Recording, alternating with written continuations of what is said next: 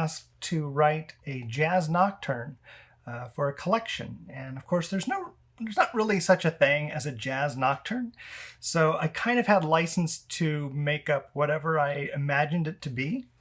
At the time, I was actually teaching one of my favorite Chopin nocturnes, and I used that kind of as the basis for it. The nocturne I was teaching was F minor from Opus 55, and it starts like this.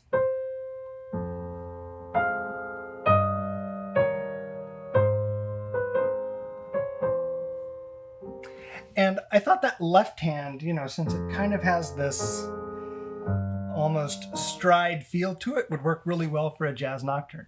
Now, of course, I didn't want to completely steal from Chopin, and I had this idea in my head. I already had the title, Incognito.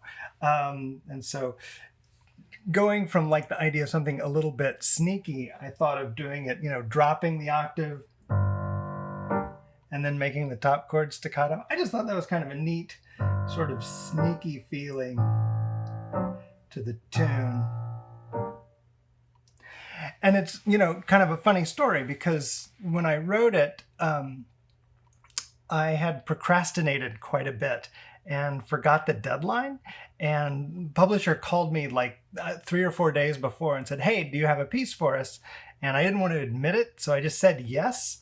I kind of had that opening, but that's literally all I had.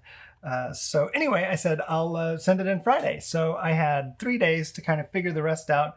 And I figured that I'd just go ahead and keep on borrowing ideas from some great composers. There are a couple of ideas in here that came from other places. A little bit later in the piece, we have... And that's kind of an idea that comes from some of the figures in the Chopin Berceuse. And then later in the piece, that little sort of repeated chord idea I borrowed from the first impromptu in Schubert Opus 90. But I feel like that's something I do quite a bit, is I take a lot of inspiration from other things that I'm hearing. There's also a song by the singer-songwriter Tom Waits that I was listening to at the time. One of the things that he did in his song that I borrowed was this idea of a circle of fifths. I thought the circle of fifths would work really, really well in a jazz piece because, a lot of jazz players will practice, their progressions going around the circle.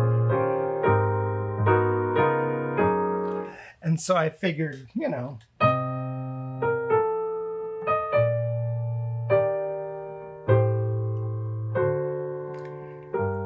and that comes in, later on the first page of the piece where we have...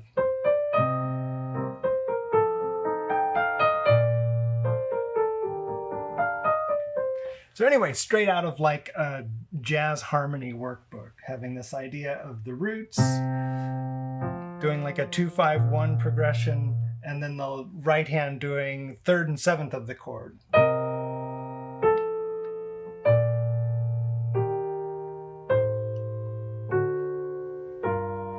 And around like that. Another kind of interesting idea that I had towards the end of the piece is I really like film scores and theater music and anything that's story-driven. So later on in the piece, after the climax of the piece, which sort of comes at this moment where you've got all these sixteenths on the right end.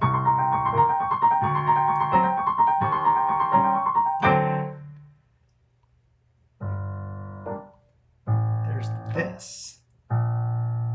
And it's my favorite 3 measures in the whole tune. I like it because, again, if we're going from like, sneaky criminal mastermind story, then this is like, when you've, robbed the bank and then you kind of peek around the corner to see if the police are there, but you don't want to like, risk being seen too much. So this is just peeking around the corner. All right, coast is clear.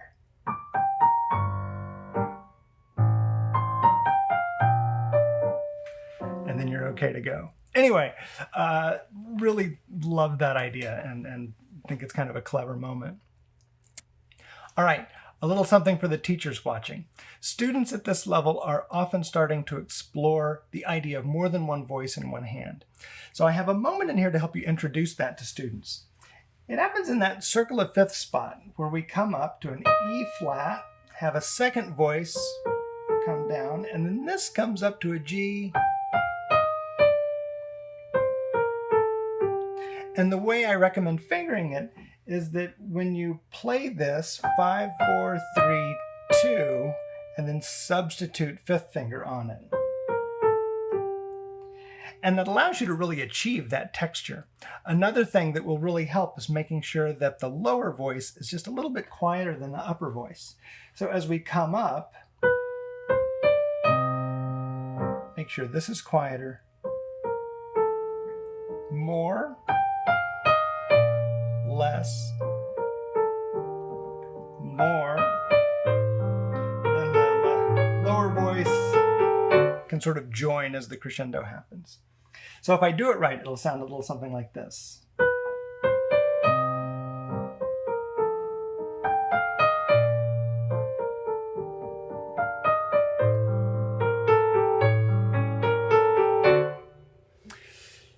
Anyway, I really like the little extra level of texture and richness that gives it. And like I said, it's a really great way to introduce that concept to your students. So I hope that gives you some ideas about how Incognito was written, sort of where some of the ideas came from, how I think about it. If you want to find out more about the music that I write, feel free to visit me online. I'm at jasonsifford.com, and happy teaching. Thanks.